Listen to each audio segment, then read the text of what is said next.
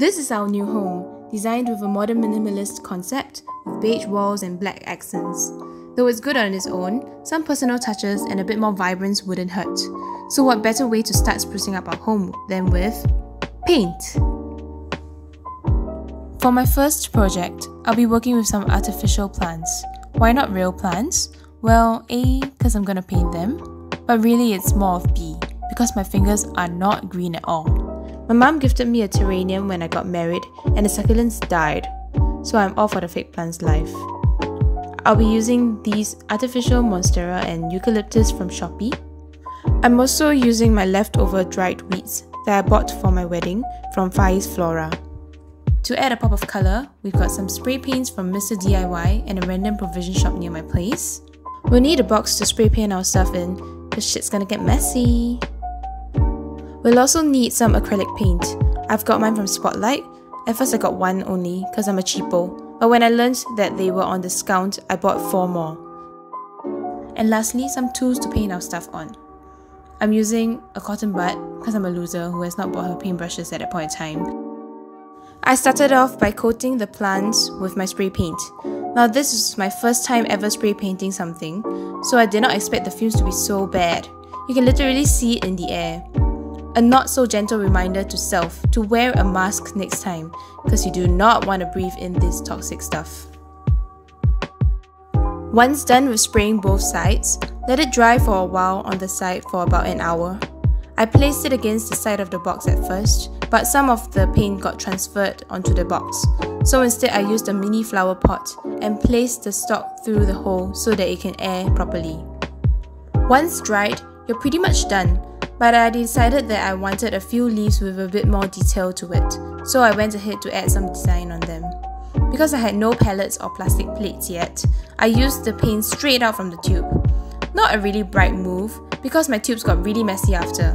And because I used a cotton bud, the control of paint was not great, as we can see with this bird poop streak I made.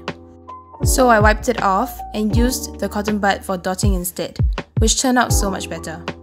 I did it for another monstera leaf and moved on to the other plants.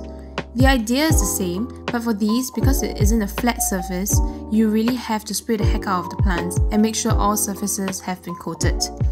My fingers got cramped by the end of it, but it was all worth it, because the final results turned out like this.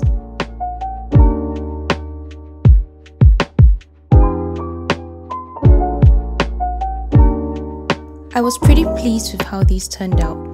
And the best part is, because you're spray painting the plants, it doesn't matter how fake or cheap they originally looked, because the paint will cover it all up anyway.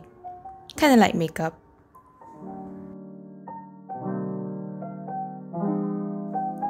For my next project, I'll be trying to create textured vases. I'll be using this vase I got from Daiso, as well as this cute umeshu jar that I kept. To get a ceramic effect, I'll be using baking soda to mix with the paint.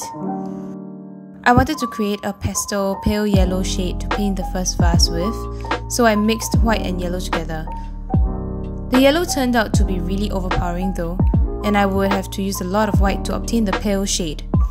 Since my vase was quite small and I didn't need much paint, in the name of saving paint, I sucked up with the bright yellow shade that I got. The next step is to add the baking soda into the paint. I used a 1:1 ratio of paint to baking soda and gave it a good mix. Once done, we can proceed with painting the vase. Using a thick brush, I followed the direction of the grooves on the vase and painted all the sides. The paint was not very thick, so I painted a second layer after I let the first one dry a bit. While letting the paint dry, I started on my second container. For this, I decided to go with a coral colour by adding some pink to my leftover yellow paint. I painted this one in a horizontal fashion since there's no grooves on this. As you can see, there are patterns already on the glass, so this was more tricky to paint, especially the black parts, since my paint isn't very thick. I can't put too much pressure or the paint will shift, so I had to go back and forth lightly till the patterns below are well covered. I left them out to dry for a couple of hours, and that finishes off these textured vases.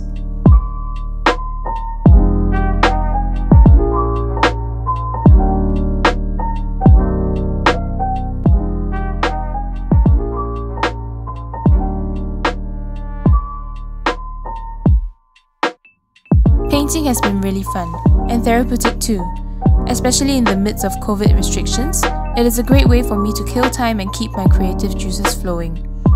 Right now I've only been dabbling with acrylic paint, and I've only picked up the most basic of painting techniques. As I keep up with other projects, perhaps I'll explore using other types of paints and mediums as well.